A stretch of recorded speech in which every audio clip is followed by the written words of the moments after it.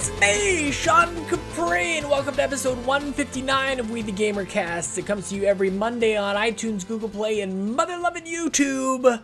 Thank you so much for being here. Thank you for subscribing. Thank you for linking, for hopefully sleeping through all that nonsense. Guys, it is Monday. Thank you for returning to We the GamerCast. I'm just excited to be here, man. I'm excited to pump out this show. We've got so much greatness coming for you. You don't even know, but if you're new, here's the deal. Every week I have sweet hangs with strangers from the internet, and if you want to be on the show, it's easy. Just tweet at me at Sean Capri, Sean like Connery, Capri like the pants. I've taken a couple weeks off, actually. I had a few episodes in the can. I had a vacation. I was supposed to be away last weekend. I ended up staying in because of weather.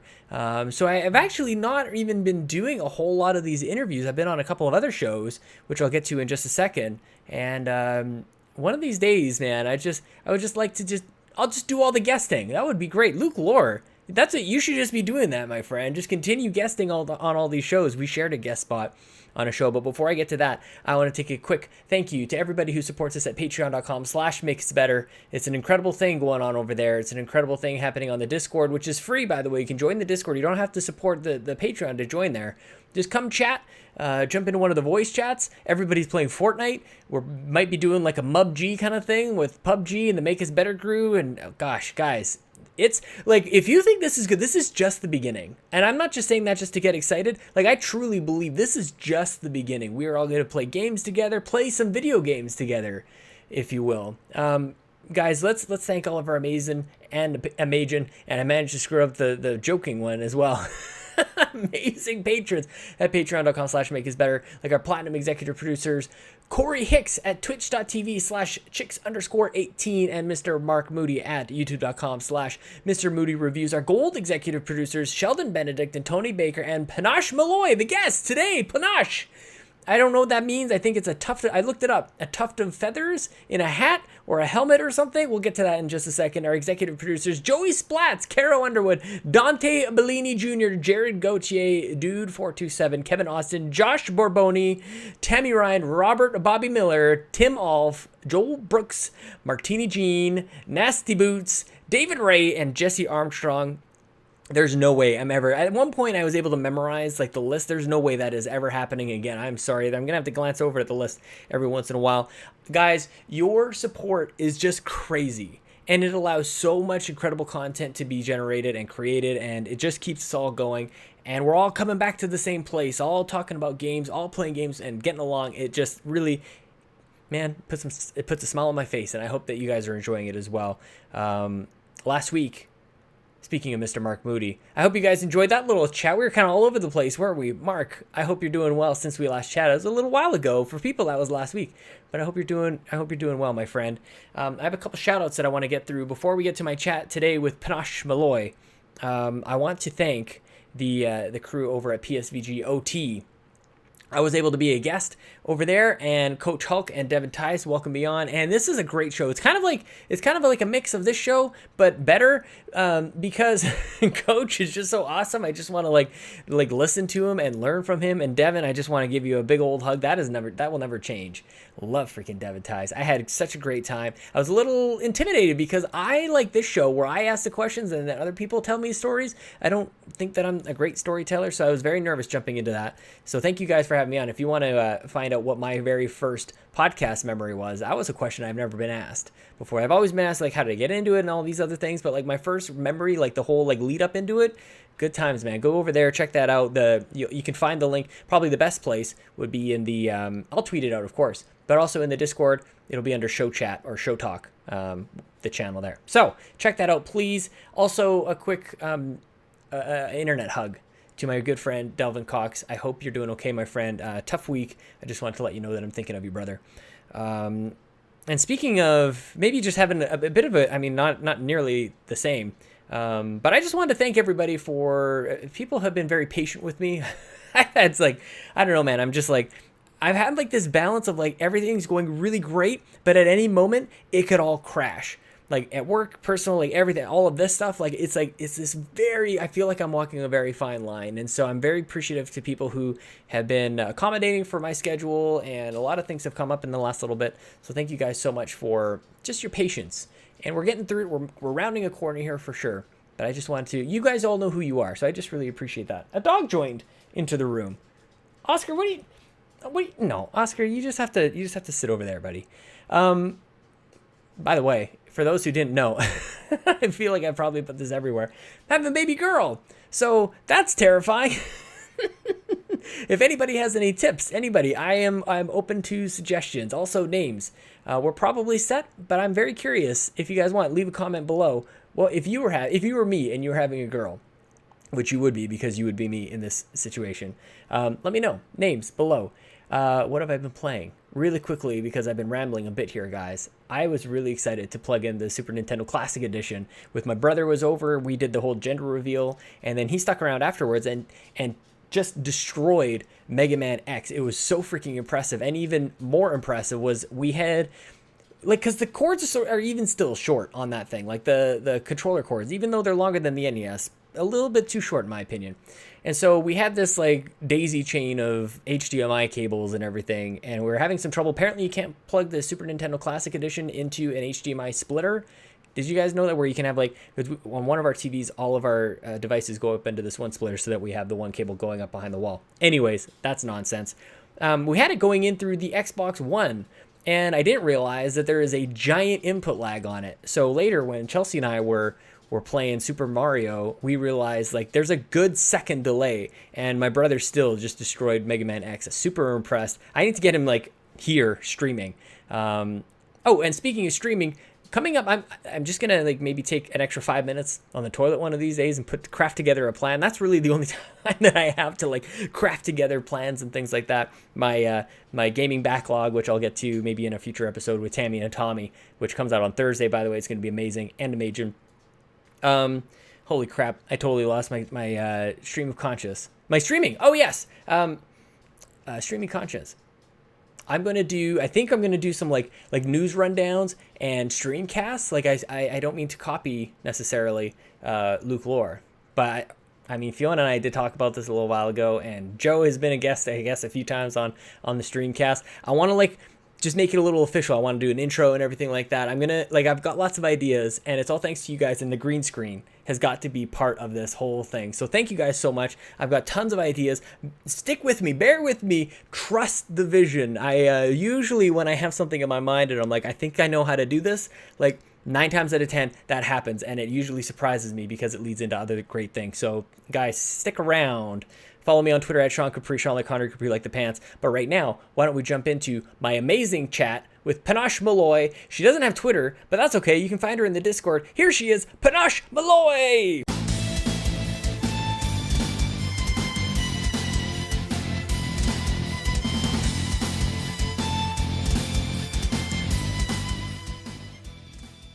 I'm excellent. First of all, thank you so much for having me. I really appreciate it. Yeah. And it's been quite a weekend, sir. Yeah. I went over to, I'm on the Alabama Gulf Coast, and I went over to Biloxi and saw Culture Club and Boy George night before last. Oh, that's awesome.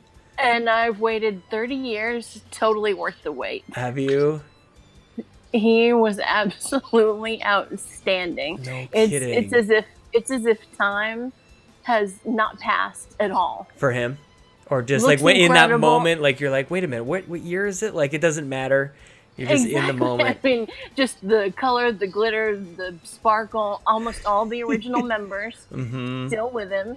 That's crazy. He sounds amazing. He looks incredibly healthy. And when you think about all the decades that have passed, and unfortunately those that are no longer with us, and then he's still going so strong, and people that, you know, they split up, and to hold together all these years like that, just so impressive. It was a blast. Isn't it a crazy thing though? Party. Like we're starting to get there where we're just kind of hoping that our favorite celebrities just kind of like stick around for a little bit. Like you mentioned his health. It's like, oh my God, please, Bono, just like stay healthy, my friend. Like just or whoever it is, like in our world, like just like, oh God, just a couple more years. I'm not ready just yet.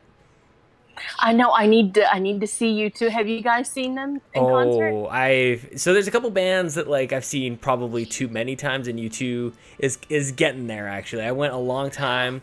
I think probably the first time I would have seen them would have been around 2000, and since then, like I was late to the game seeing them.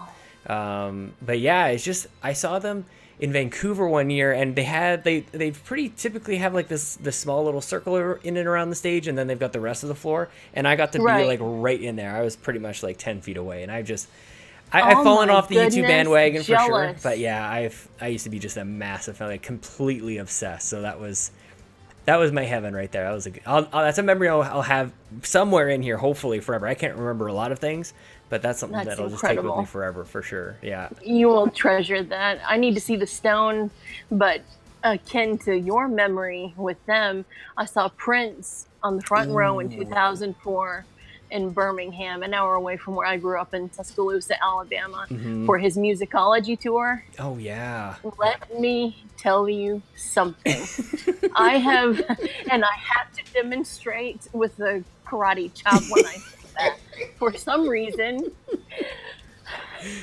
I like that. It's going to be like the new politician move. Like, I will tell you my point by karate chop. That's the best thing I've seen. Let me be absolutely clear. So when I take over for our friend Donald J. in a few years, you'll be my campaign manager, and this is what we will do. That will be amazing. That'll be the secret. I'm gonna have to bring that into the show, and like I've already recorded the intro and the outro for this week, so I'll have to try again for next week. Yes. We'll do like the chop and welcome. Although I do for the slash. I do the slash we the nerdy or slash make us better. You're doing Fruit Ninja. That's true. More like I need to be more flexible like you. I'm doing the utilitarian. Absolutely. Oh my god.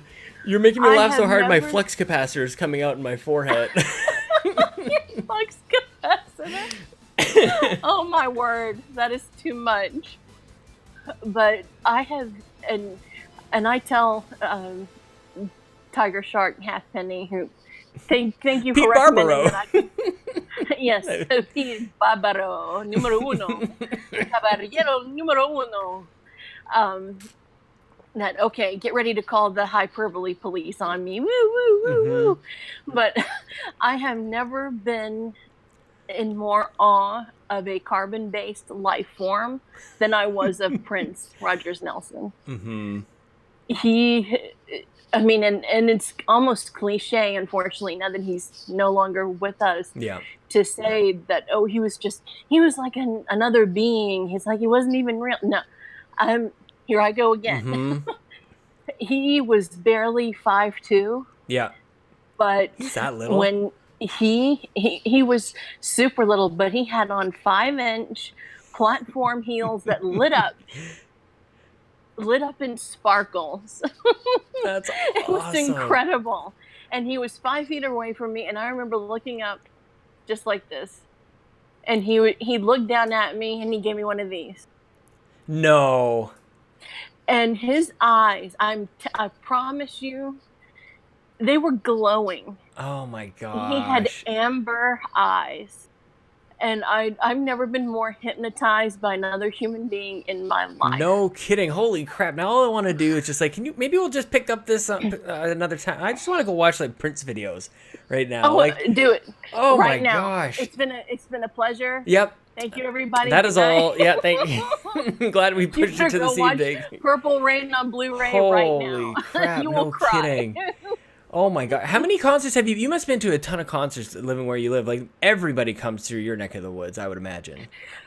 Oh goodness, I've been so blessed. I saw, I don't know, in Canada, if you guys are into American country music, I saw Dwight Yoakam a couple of weeks ago. He's a country legend, and he was outstanding. And this isn't a concert, but I saw Jim Gaffigan a couple of weeks ago. Oh, nice! Also in Biloxi. And he was a riot. Yeah. And I had a photo taken with him at a meet and greet in 2007 when I was on my internship at Disney. And it was a hysterical picture. He was at the Hard Rock Live in Orlando. And his opener told me and my friend, hey, Jim's going to stick around after the show. And of course, it's Orlando in May. So it's Yeah. nice and cool outside. Not. No kidding. And so we're all just slimy and all smushed together because this was right when his fame had really taken off. After Beyond the Pale, his Comedy Central specials were really getting the ratings, and the Hot Pocket and the Bacon and all that was catching on with the college kids and everything. And we finally got to the front of the line, and his opener was, like I said, I'm from Alabama. His opener was a real sweet guy from Tennessee. Turns out we were fifth cousins. Fifth cousins? How do you even work that? I don't even know what that means. Well, the line was so long that he was just kind of walking around, just, hey, how's it going? Nice to meet you. And we were just going over life and existing and all those wonderful things you talk about at 11:30 at night when you're dying in humidity. No kidding. And it kind of dawned on us, and we go, what? You're what? From what clan? What? And it was Fields. So then we were pals. We were all hugging and slapping each other's backs and everything. So then he was so sweet when I got up to Jim. He grabs Jim and says, hey, she came all the way from Tuscaloosa, Alabama to see you, which was a bit of a fib because I was on a Disney internship and it was my dorm just was in the 15 neighborhood. minutes away. Yeah. But I thought, hey, why spoil his enthusiasm? So I just smiled, and Jim picks me up off the ground, and gives me the biggest bear hug of my life. Oh my gosh. That's surreal, man. Like strong. that's oh my gosh. He just squeezes me, and my friend Annalisa just stands and she's just, what is happening? Right? Yeah, that's what I mean. Like, is this real life right now? What's going on? And then he signed our tickets. Mm-hmm. And my nom de plume is Panache. He signed my legal name on the ticket, which is very complicated and unusual. And halfway through, he goes, I can't spell that. Yeah, no. I said, it's okay. So he signed it, I love you. Aw. That is so and sweet. He signed my friend's ticket, thanks. And we got out of the line, and she holds it up, and she goes, you get I love you. And I get thanks. You're like, oh, that's probably the same. You're thinking to yourself, I just so won out on this one. Tell me about this intern. I love how you just kind of like casually slide in this like internship with Disney. What the heck is that about? That silly thing. Oh, I'm that. so embarrassed. Yeah. But since you twisted my arm, back in, excuse me, in 2006, late 2006, I was in one of the common areas at University of Alabama, my alma mater, and they had standees for a Disney college internship. Mm-hmm. And I had no idea. You got to remember, this was early days of social media. Oh, yeah. There was no YouTube, no Twitter, no InstaFace, no MyBook. There was no iPhones. Oh. 2006, I don't think my phone yeah. did T9 word. Yeah, exactly. I could text and have two conversations at once. That was actually really nice. Oh, yeah, man. Because there were actual buttons. I feel like that should be like, I was going to say like, because there's this weird thing that happens with, for some people where you're looped into the millennial age, and it's like, I don't know if it's the whole, if you grew up before the internet was a thing, maybe you shouldn't be called a millennial, or if like you actually were able to T9 word without looking, or do the two-handed thing, you're not millennial, man. Like that's something that millennials have no idea what we're even talking about. No offense to the millennials. I'm just saying it's kind of weird to be I'm bringing this back. Let me tell you something Tell now. Me. If you have never switch to switch on an adapter from TV to antenna, amazing. you need to give the whole millennial thing a rest. Yep, I'm with you on that. Oh my gosh, that's so funny. Yeah, the TV my Aluminum parents' room foil had 13 ears. channels. How about Sorry. that? Yeah, no, that's all right. So anyways, thank you so much. So 2006, you got into this whole Disney thing. This is amazing. Well, the interview process, I remember sitting there and I thought, because my whole life since I was old enough to walk and talk, aside from gaming, I started playing Pac-Man when I was 7 months old with my mom in our apartment building in New York, and was Disney. Mm-hmm. And so that was my dream company to work for. I was a television and film major, and I'd done some radio. So that, I mean, they ruled the collective world of media, movies. This was when Pirates of the Caribbean was first just dominating everything. Mm-hmm. And I went to the interview process that was, at the time, I think 2 nights later. And it said, you must have something prepared, some kind of a resume or special skills, and professionally dressed. This is a serious interview. Mickey and Goofy aren't going to be there dancing and handing out cakes or anything. They're actual reps from the company coming, and it was me and about 15 other, what I would call kids now. Yeah. Yes, we were 22. Yeah. Just sitting around thinking, what is this? What are they going to ask us? And some very polished individuals from Florida with their shiny badges and suits and ties sat down with us and gave us the breakdown of what the program would be. And if you were selected, you would either be one of the attractions, one of the shows, food service and culinary, a myriad of choices. Yeah, so it was like wide open right from the start. Oh, absolutely. Okay, and they would put you where they thought your skills would be best utilized. Yeah. You could also put preferences, because there were a lot of kids that wanted to go into culinary, because some of the Disney restaurants, Le Cellier, for example, in the Canada Pavilion, was one of our signatures. It's 5-star rated, so highly competitive stuff. And then one of the recruiters, after the process was over, approached me and said, "You've got the Disney magic, and we're really impressed with you. We really want to keep in touch with you. We can tell that you get us, but just stay by your phone." And they didn't just say, sit there like that in a constant panic. They gave me a window of time and just be in a quiet room, don't have the TV on or pets or company, and we're going to talk to you. And a super sweet girl named Chevelle called me and we had an amazing conversation.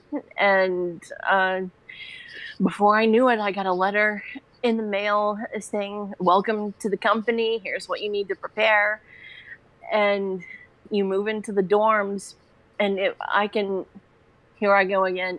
It's an experience that I would do all over again, and I would not trade for anything in this world. Oh my gosh. It opens the entire world up to you, not just the Disney world, but our planet Earth, because if you have shyness issues, which I've never had, but some of the folks that went down there with me, they were very sweet and committed to the ideology of the company, to the folklore, to the media and everything, the character integrity.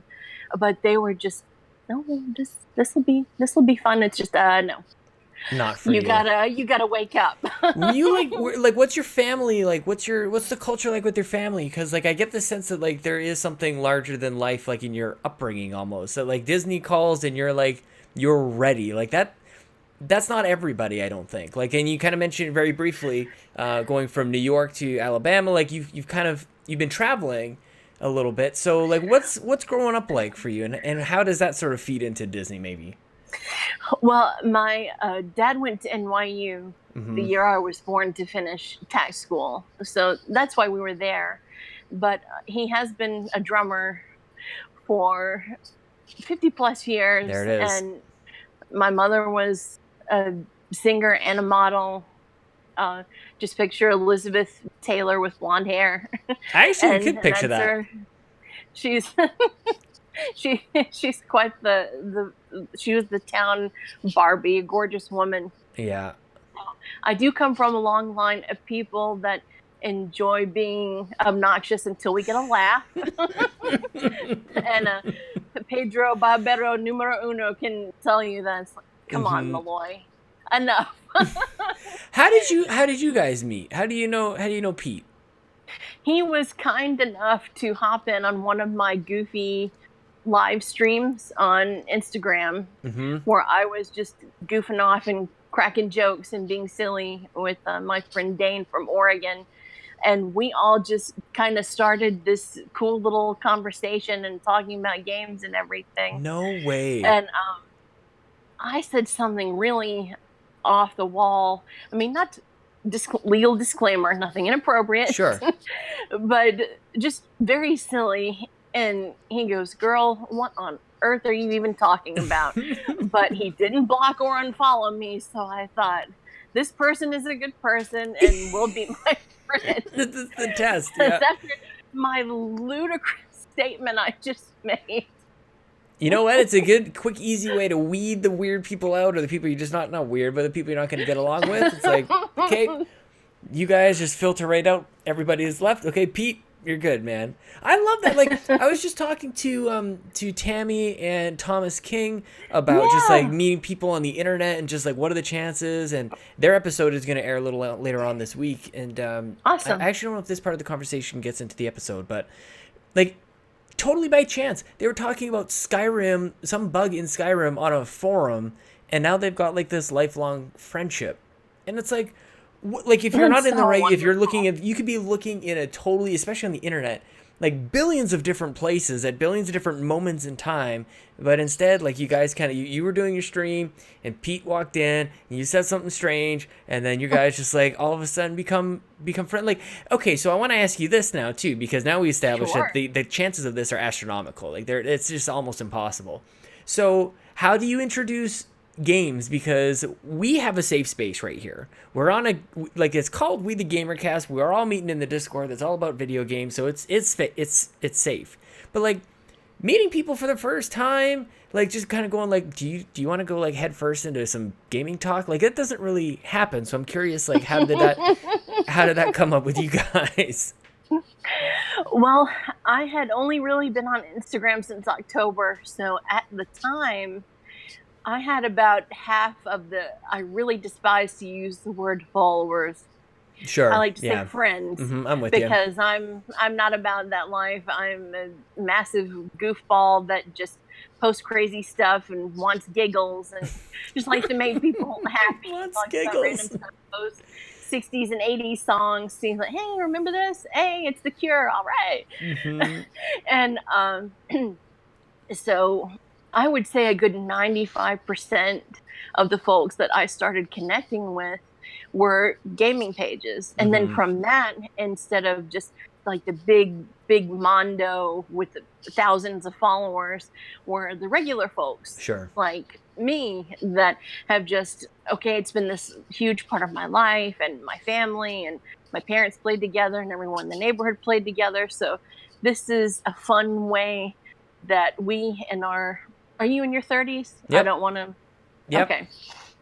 In our 30s now that we're grown-ups, massive quotations, can revisit all of that and reconnect and establish this wonderful, I don't even consider it a virtual friendship. I consider it a real one, because we are real people. I am speaking to you at this moment. Just because we're not in the same room doesn't mean that we're not having a meaningful connection and conversation. And so once I started really making all these wonderful connections, I realized, wow, there is such a strong gaming community out there, and it's not just 11-year-olds playing Fortnite and yelling at each other, telling you to do something to they did something to your mom, all that other stuff. Like that's the thing that like just amazes me, that like, I mean, once you dive in, that it's just too bad that that's not the general perception, I guess, like because to me this is way more prevalent than the nastiness that everybody else talks about. Like there's been maybe a couple times on that I can count on my hand where I was like genuinely offended, and it takes a lot to like genuinely offend me. Like really have to try. Same. And after working at Disney World, oh, you bet. Oh, really? I would get cussed out at least 3 times a day. What? But like by people Sometimes at Disney? by adorable elderly people. Come on. Adorable elderly people just throwing cusses at you. What was their problem? Like, let me tell you something. They thought we could control the weather. That is not an exaggeration. Yeah. I had someone finally break it down for me after she screamed at me for 10 minutes because it was a day like today. It is hurricane season. Welcome to the Gulf Coast. By the way, that's nuts. Like we have like winter, which is a normal season. Like you get snow and all that other stuff. You have hurricane season. Like every year you can count on hurricanes stopping by. Like every week. Move it's away. Just, oh, here it is, it's coming. Get out of the and way. After 30 years you go, really? Yep. It's just Here not we even go. really. You just kind of batten down the hatches and that's kind of it. And in Orlando, see, and this is why I vehemently stay away from the news because it's mainly bad news. Sure, yeah. But working at a theme park where you're outdoors 8 to 16 hours a day, you gotta have an idea what the weather's gonna be. Sure. And so every week from July through early November, the weather people would be okay. Here we go. Here comes a tropical storm, Alberto or Felipe. Here he comes, and and after hearing that about 8 times a week, you kind of get jaded to it and say, "Yep, that's nuts to me." I wonder if I'll get offered today. Oh my gosh! You get so used to it, and the funny thing, not funny, it was at the time. I made a lot of friends from Brazil that came to work at Disney, and these lovely folks had no idea how to deal with even a tornado. And one day we were under a tornado watch. I was in my friend's car and the wind just starts just howling and all these big fat raindrops and everything. And her car starts shaking. She turns on the radio and it's that horrible Mr. Roboto voice saying to warning you, take cover at the lowest level. And I'm just sitting there going, yeah, it looks like it. Yeah, the wind's really picking up. Yeah, you'd be making fun of me in this situation big time. I'd be like, I think you should be more concerned than this. This poor girl starts shaking. Oh, I wouldn't be quite there. Okay, I'm not quite there. Oh my goodness, what do we do? And I said, Anna, that's really funny. We're going to be fine. Why are you not in a panic? There is a tornado coming. We're going to blow away and die. We've had one tornado in my city, and it was in like 1987 or 1989. And every year they're like, "It's coming back." Like we're not in tornado. It's not happening. But yet still, there's always this crazy one. Were you playing games when you were at Disney too? Was that a possibility to be like playing anything? Or it seems like you were just working the whole time. Exactly. You are, and it's not a complaint because so many people need employment and working at Disney is usually a whole lot of fun. But by the time you get home, you're done. So 2006, that's like Wii, PS3, kind of 360 era. So is that kind of does that represent kind of a gap in gaming for you? Like you've been playing since you're 7 months old. So I actually wanted to ask you, like, what camp are you in? Like, are you in the Nintendo camp? Are you in a camp, the Sony camp, Xbox? Like, where are you at? I'm definitely a happy camper with Nintendo. Yeah, there it is. Because you have to say happy camper. Just because that was my first console. Yeah. And of course, you start off with the basics like Donkey Kong and Mario, pinball, golf, tennis. And in '87, my dad brought The Legend of Zelda home, and my life was forever changed. and I know that's such a cliche answer, Zelda. But I like the twist on it though. That like your dad brought it home. You said your dad brought it home. Did he bring it home for you or for him? Both of us to play together. I love that. And I was 3. Yeah. But like I said, since before, when I was an infant, I was pushing buttons on Pac-Man and moving the controller around. So I already had a very strong connection to controllers and buttons. Listen, I was adjusting the tracking control on our VCR when I was 2. Yeah, I'm with you. I've always been obsessed with buttons. I would go with him to Circuit City in kindergarten, and I would just go up to all the, don't you miss Circuit City? Yeah. Oh my goodness. I'd go up to all the jam boxes, because that's what they're called, and stereos and hi-fis, and I would just, not in a destructive little kid way, I was genuinely fascinated. Yeah. I would adjust the mid and the bass and the treble. Like, not even really knowing what you're doing, but like, oh, these knobs do something. Wait, oh, yeah, okay, that does that. That does that. Holy. And so it's captured my imagination my whole life. And so when Zelda was brought home, and that's why these whippersnappers don't understand how spoiled they are with Google, and that anytime they are stuck, they can immediately either get on this magic telephone machine and video chat a friend and ask for help, or call up an entire walkthrough. I'll never forget. I'm digressing. I'm so sorry. That's the point of the show. In 1996, I remember getting stuck on, what was it? Oh dear, I'm drawing a blank. Here's the blank I'm drawing. Was it on 64? You would have been kind of Mario 64 time or something around there. I think it was either Mario 64, maybe. It wouldn't have been GoldenEye. It was probably Mario, because I got stuck several times in that game, finding the stars and the coins. And my friend, I was a chat room monitor for AOL for Cartoon Network. Oh my God, that is the best. And my friend Razor1441 was a massive, massive gamer. I mean, he had this incredible setup and everything. So I sent him an IM, because that's what we sent at those times. And he goes, dude, just call up the walkthrough. And I remember thinking, what? And he sent me the hyperlink, the HTML in an email. Amazing. If anyone even sends those anymore. Yeah. And I remember looking at it, and there were bullet points and details, step by step, item list, descriptions, and my mind was legitimately blown. I thought someone has taken the time to play this entire game and go all the way through it. And that takes me back to the original Legend of Zelda. And that did not exist. If you were stuck, you were stuck. You called in. Like, what if you, when you Google the walkthrough, a little pop-up that said, like, yeah, you can get the answer, but you're going to have to pay, like, $4 a minute, and you're going to, like, play, like, a guessing game with the Nintendo expert on the other end of the line. Like, were we on a different planet?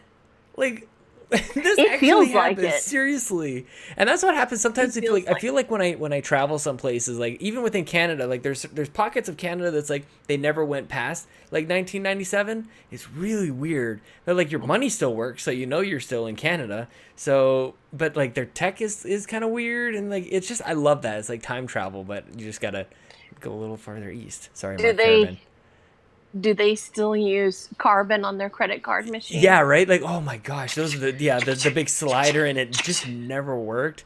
One of these days we should do like an episode dedicated to just like, remember the 90s kind of thing, like remember the 80s. Yes. That would be hilarious. Yes. It would just be all like, actually you talked about like the tracking button, and we could just have like the lines kind of going up and down. I remember like we used to tape stuff all the time. Like we would have we had all the first 6 Star Trek movies on 2 VHS tapes, because you could just like we have to be very careful with the credits, of course. So we would only do the credits on the last one. We would cut the credits off for the first 2 on the tape, and then you'd have the credits roll as if it was the same crew for all 3 stupid movies. But holy crap. But that was crucial, and I mean, it's part of it makes us who we are. We laugh about it, but it's like, that's how we know how to do all of this stuff. Like, we got to kind of go step by step by step. And now we appreciate it. Now we appreciate it. We appreciate is rapidity even a word? The quickness and the instantaneous process that everything goes in nowadays. But how much fun was making a label Oh yeah. On a VHS tape. Oh, you got to get it just right on there. Did you ever knock off the tab on it and then did you know that was a thing? There's a small little plastic tab. Yeah, I was talking to somebody else and they had no idea. You knock that off and then you couldn't record over it anymore. So if you had something like really special. I found that out the hard way when I was 4 because I had recorded my George Michael Wham music videos and my Wayne Chung videos, and my dad and some Billy Ocean and some Billy Idol, and my dad taped over it with a football game, and I was devastated. Oh man! So. Everybody now listen to this is thinking of like that one tape that they had got taped over. We did like backyard wrestling, and one of our backyard wrestling tapes got taped over. Like, and it was probably for the best, to be honest. Like, there's probably, like, even just doing this show, there's probably hours upon hours of stuff that nobody should really see, or me saying something that probably shouldn't be saying, but now it's out there on the internet. And like, what do you think about this? Like, we're now in like this weird space where, and now I think about this because with Lincoln, another one on the way, like, for any of them, like, if they Google my name, there's all this stuff that will pop up. And, like, that's not necessarily unique to podcasters. Like, we've all left, I can't remember what the term was. It was, like, a digital footprint or something like that. Like, it's impossible to get rid of it now. Like, if you were to try and, like, get rid of all these other accounts that you've created or linked or whatever, like, it's not possible. Like, there's actually not enough time in the day to go back and try and clear anything. So maybe that's why, you go by an anonymous, sort of like an alias on the internet? Is that the Panache? Am I saying that right? Panache, yes. So is that why? And then I kind of wanted to get into the name, like where does it come from? But yeah, like why the alias? I know you're in Canada. I may plead the fifth to half of that reason. Sure. No, but seriously, Panache comes from a very dear friend of mine who is no longer with us, and it was the name of his standard poodle. And I always thought it was the coolest name. It has so much flair and style, and the definition of it is that you walk and act with a certain vibrance and color and happiness. And I thought, you know what, that'll be a fitting pin name, because that's how I want to be. That's how I want people to remember me. And the Malloy is kind of this melange of all of these 1930s and 40s noir movies that I watch. The last name of the smart aleck girl is usually something like Malloy. Like, you better watch yourself, Malloy. So yeah, it's so good. So I connected those two. But going back to, all joking aside, going back to the digital footprint, it's funny you bring that up, because just this week, my mom told me that I have 3 Facebook accounts open under my name, and I terminated my one Facebook account nearly 9 months ago when it was hacked for the 4th time, and I had just had enough. No kidding. Because the politics and negativity on there were just getting to be a little too much. And that's why I love Instagram, because 90% of my feed, I mean, every now and then somebody will get be a little prickly pear, if you pardon my language. I suppose I will. Use the bleep button if you need to. And don't get hot under the collar about something. Yeah. But it's usually Metroid, Zelda, Donkey Kong, Amiibo, a family pictures, let's go walk the dogs in the park like you do, happy things, positive things, music, album covers, toys from back in the day. And that's why I like this format so much better. And so I just said, okay, I've had enough. I deleted it all. And then she tells me 2 days ago, just so you know, you're all over Facebook under 3 different accounts. What in the world? I thought, I guess if you want to talk about Zelda and lip gloss, then sure, steal my identity. But that and stand-up comedy and Disney, that's about it when it comes to me. Aside from that, I got nothing. That is so Zelda and lip gloss. Okay, I can't ask you about lip gloss, but I will ask you about Zelda. What is everybody has their correct answer. What is your favorite Zelda game in the series? A Link to the Past. Yeah, I think that's mine. So I didn't play that until like way late in the game. I wasn't allowed to have. Everybody has heard me say it 1,000 times, but didn't have a console growing up, and there was 4 kids in the house, and all like it was just like we steered on the PC side up until about the Dreamcast days.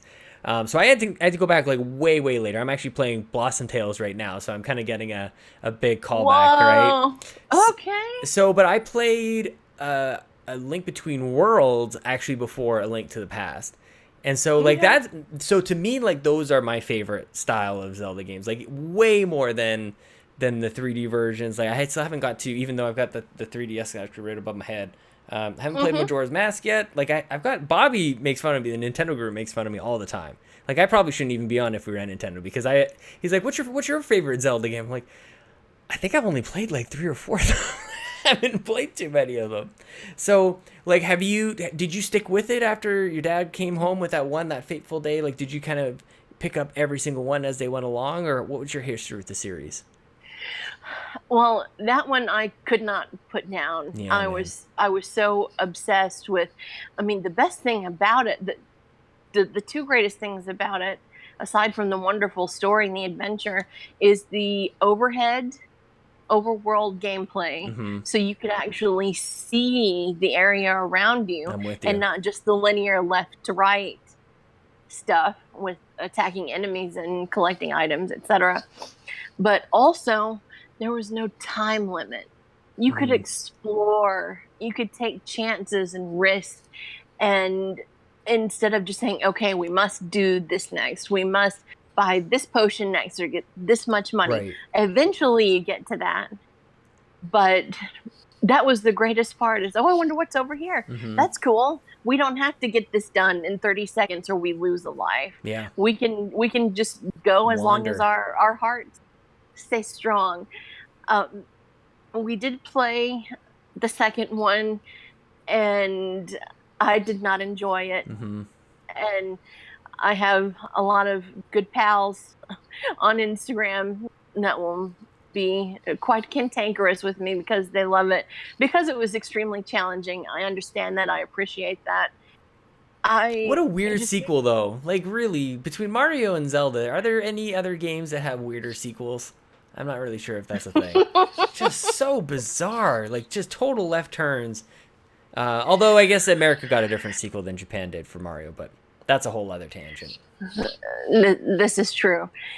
So it kind of felt like a completely different company made the game. Yeah. I just felt like the heart wasn't there. And then the third one, I mean, being 7.5, 8 years old, seeing that loading screen for the first time, just the score in that game, the overall gameplay, the color, the life that just exuded from it, to be a second grader experiencing that for the first time.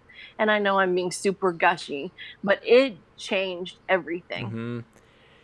It was mind-blowing. The way you say that too, like it makes me think about I'm a very self-reflective kind of person just by nature, and I wonder if anybody else really is. Sometimes I ask questions like, I never thought of that before, so I don't mean to put you on the spot, but like the way that you even said, like, I was in grade 2 when this game landed. Like, every now and then I kind of take stock and like I feel like I was born in like the perfect year. Like, I feel like whatever technology or music or whatever is games, entertainment, like, landed when it should have for me to experience it in my life. And I feel like the Super Nintendo landed at a time where it was just like, I had the time to experience it. I had the imagination of a kid, but like not too young in my childhood, but like old enough to kind of like take it, learn it, and like run with it, and start to maybe dive in with like drawings and things like that, or obsess about the music. Like, do you ever kind of like think about that? Like, are there other examples within gaming that landed at like the perfect time for you in your life? Oh, 100%. Because if you're too small, then you don't really remember. Right. I'm a weirdo in the sense that I remember being 3. Yeah, I remember everything about amazing. Being 3. That's awesome.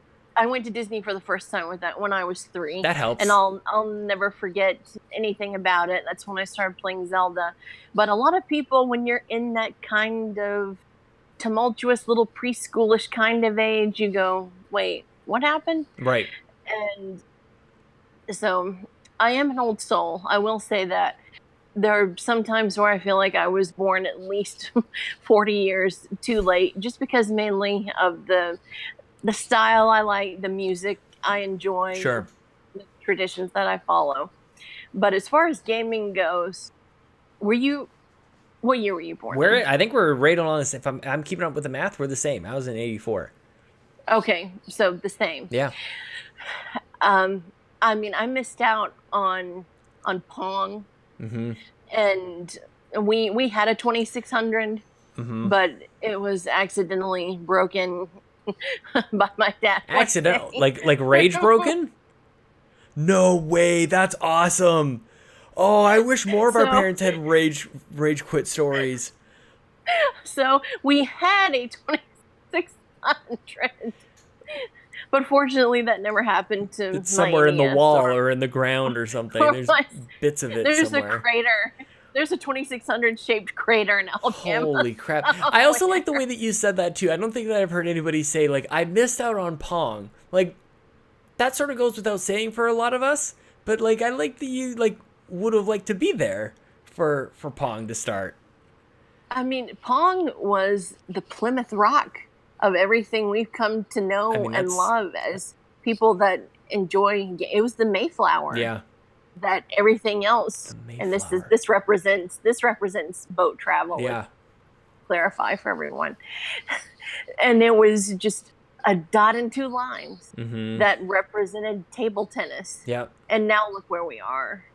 I follow so many cool people on Twitch, and I really do feel like Link in Breath of the Wild in the sense that, as pardon me, as you touched on before with Disney and so many years of not steadily gaming, buying consoles, I feel like I've come out of a hyperbaric chamber 100 years later going, what is happening when I see people playing Call of Duty and God of War, and I see this incredible detail and these hours spent on character development, and I just sit there in amazement and go, I remember Duck Hunt.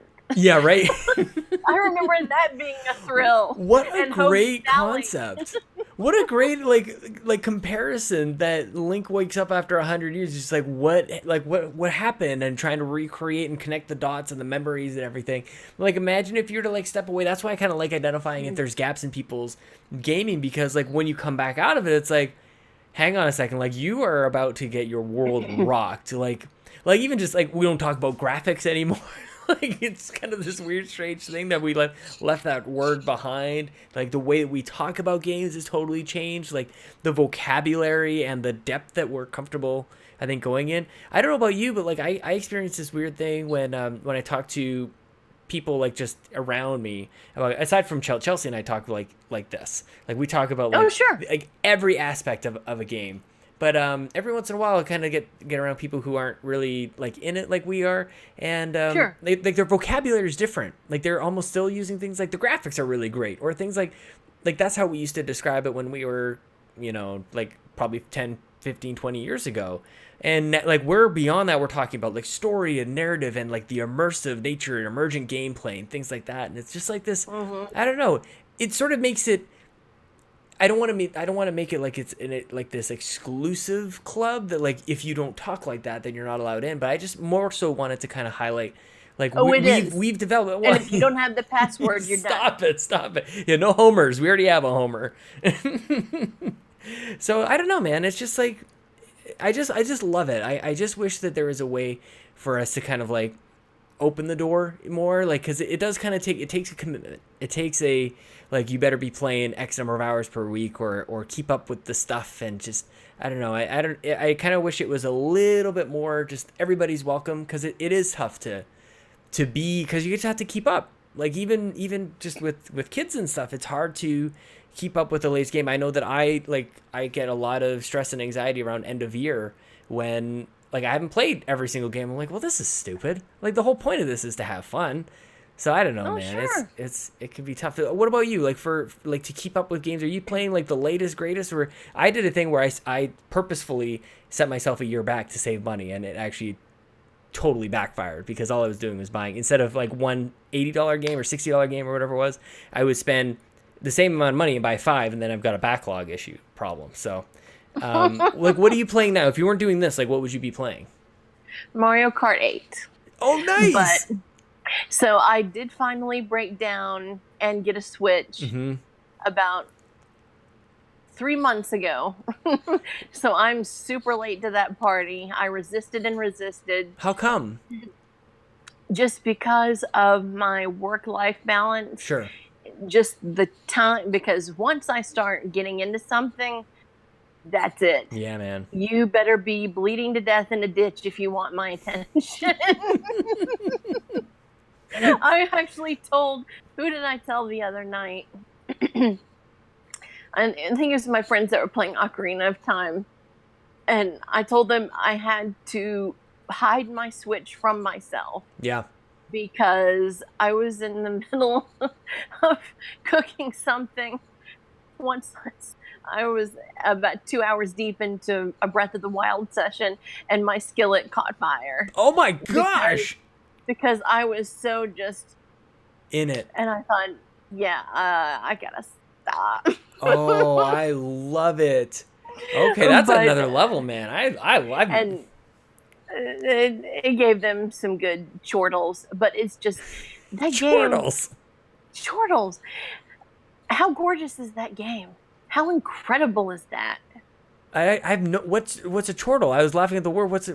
I have no idea what you're talking about. A chortle is more than a chuckle, but not as drawn out as a giggle.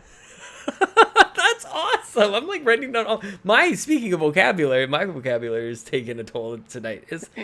Okay, chortle. I feel like I'm gonna have to get a whole list of words that I'm like learning from people that I talk to from this show from all over the place. Between you and Tammi, like, oh my gosh, this is awesome. So I got distracted by chortle. You're talking about another game. So you purposefully so what was like resisting the Switch like? Because you must have been like up to date with at least like podcasts, or like you knew what was going on. You knew the Switch was a thing. And, oh sure. And you're just sure. like, no, keep it away.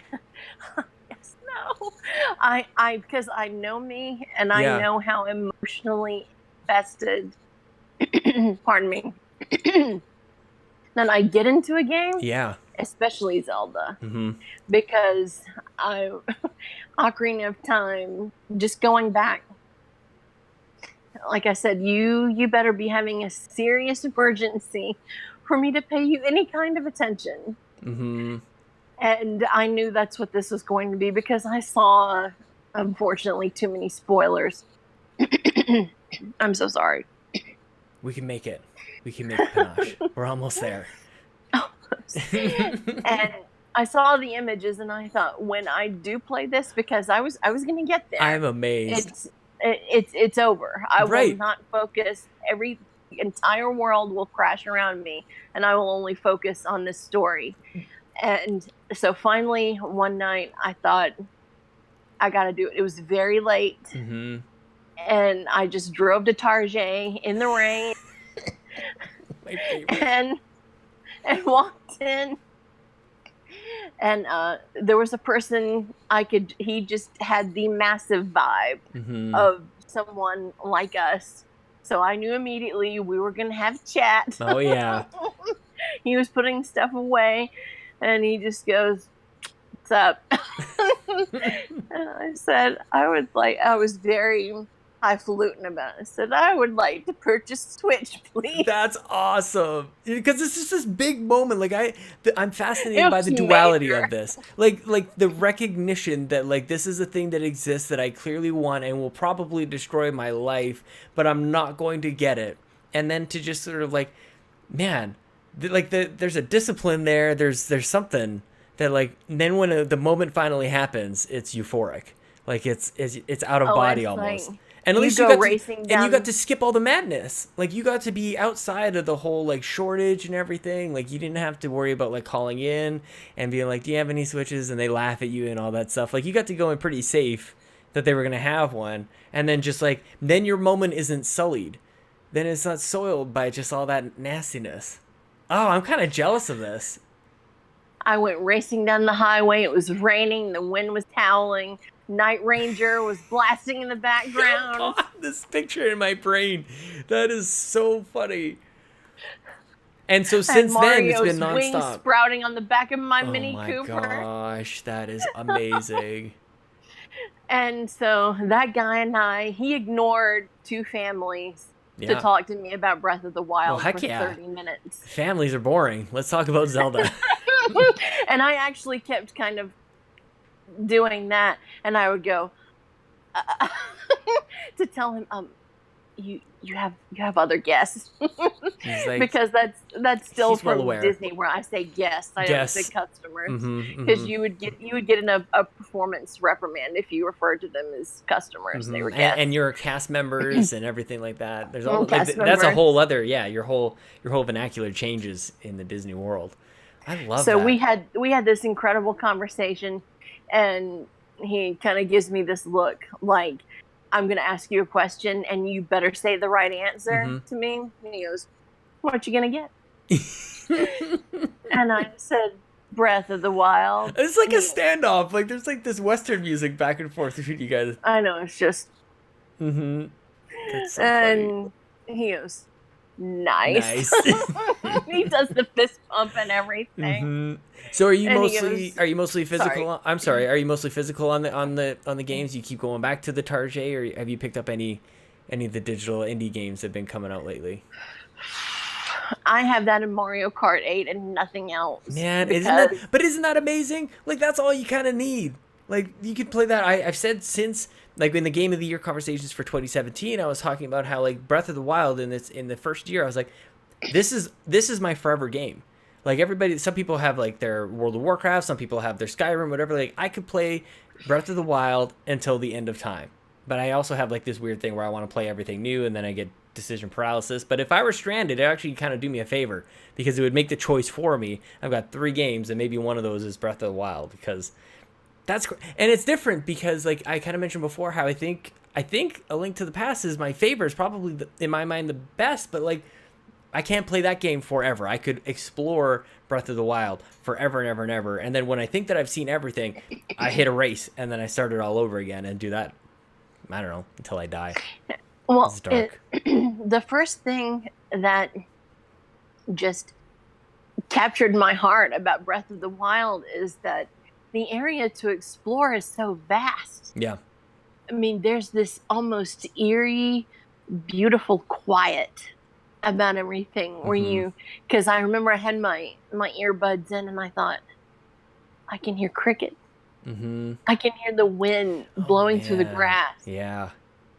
And it's incredible. It's this purposeful quiet. Like it's like, cause sometimes there can be like this empty by accident quiet or like emptiness. And it's like, this was everything that was so well crafted that you're right. Like every silence was there for a reason because maybe just after that, there would be an enemy or a music would pop up or something. Like it was also choreographed so masterfully. Like, oh my God, I could go on and on about freaking Breath of the Wild. Now I gotta fire that game back up. I need to remember what the heck I was up to, but man, I missed that game. And I love that you can have a Nintendo Switch and you can have Mario Kart and Breath of the Wild and be like perfectly satisfied. That's the best thing I heard tonight. I love that. Well, I do want to build and grow and progress, but right now, oh my goodness, with everything I've got going on, and I just got the SNES Classic Edition after a year of waiting. Oh my goodness! That Again, another great moment where you didn't have to be like fighting through crowds and stuff. They're just kind of available now, so you can just go grab it. It was thanks to one of my Instagram friends, Matthew, at 2 a.m, because that's when I'm wide awake. Oh, really? He posted a story, and he's way up north. He posted a story about he posted the add to cart button, saying, "Guys, you need to do this now." So, and it's been sold out for months. I was at the top of someone's wait list. I won't say who, on Instagram, and at the last minute they go, "Nah, homie, I'm going to keep it." And I was so heartbroken. And so I thought, let's just see if my Best Buy has it. And I went to it and add to cart was lit up. And I went, yes, you're like, there must be something wrong here, but I'm going to click it anyways. Oh, I love it. I just fired we've had it for a little bit, actually. My wife got it for me, but it's mostly sat here. And then my brother was over and he plays all the retro games. Like he's nuts about this stuff. Like at home, I keep telling him, like, when are you going to get a Switch? And he's like, I'm good. And I'm like, when are you going to get a PS4? He's like, I'm fine. Like he plays Star Fox, like the original Star Fox still to this day. Like I was talking to him a couple weeks ago. He's like, I'm just about to beat Battletoads.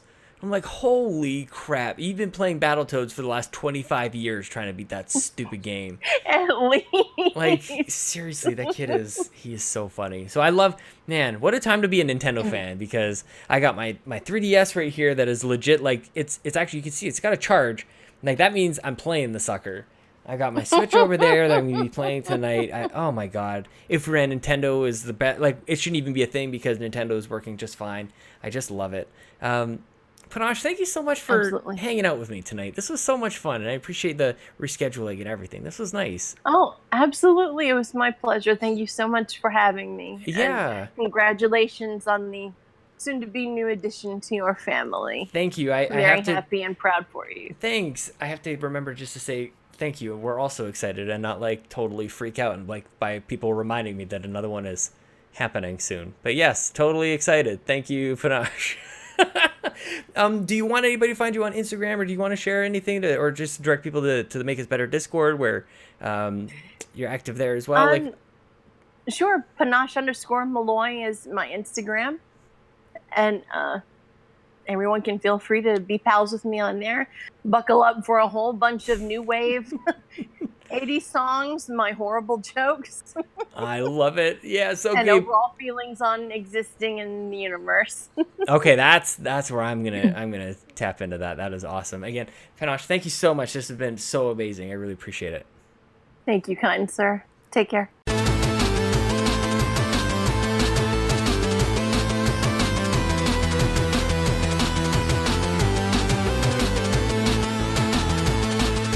I was really nervous about that intro and screaming and talking for a little while because, you know, I do this thing when I record it. I hit the record button, which is kind of terrifying because it's kind of like this is go time, even though it's not live. I rarely do a second take unless something absolutely horrible happens.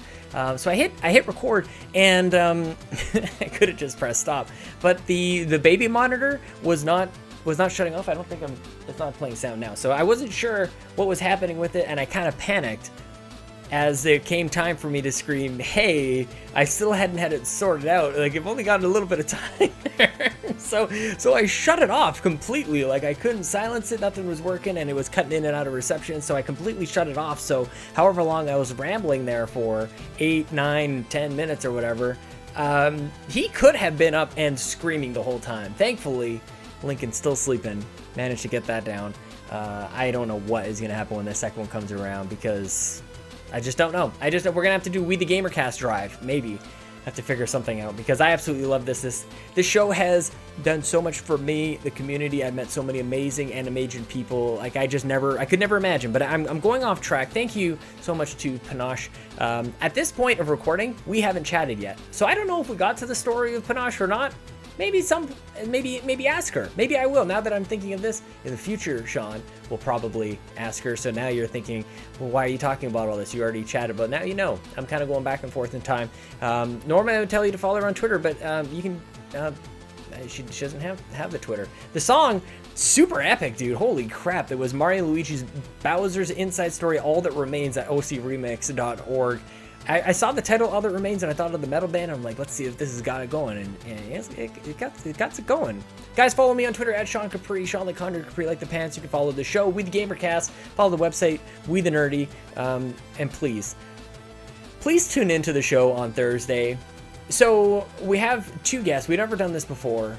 We have 2 guests who've been on the show. They're coming back, and I still owe you guys live episodes for helping us to cross over the 300. I have to work out some stuff because we didn't really cross over the 300. There's some details that I don't really want to get into, but hopefully next month we'll cross over. Anyways, it looks like we have, but we haven't. So if you want to know more, feel free to DM me. But anyways, Thursday, Tammi and Tommy, it's amazing. We do our top 5 games of all time. Otherwise, this has been episode 159 of We the GamerCast, now in your ears. Thank you again for listening. I'll be back on Thursday with that episode. Now it's time for Jason! Jason! Jason! Jason! Jason! Jason! Sean! Sean! Sean! Sean, where are you? Jason! Jason! Jason! Sean! Sean! Sean! Sean! Sean! Jason! Jason! Jason! Jason! Jason!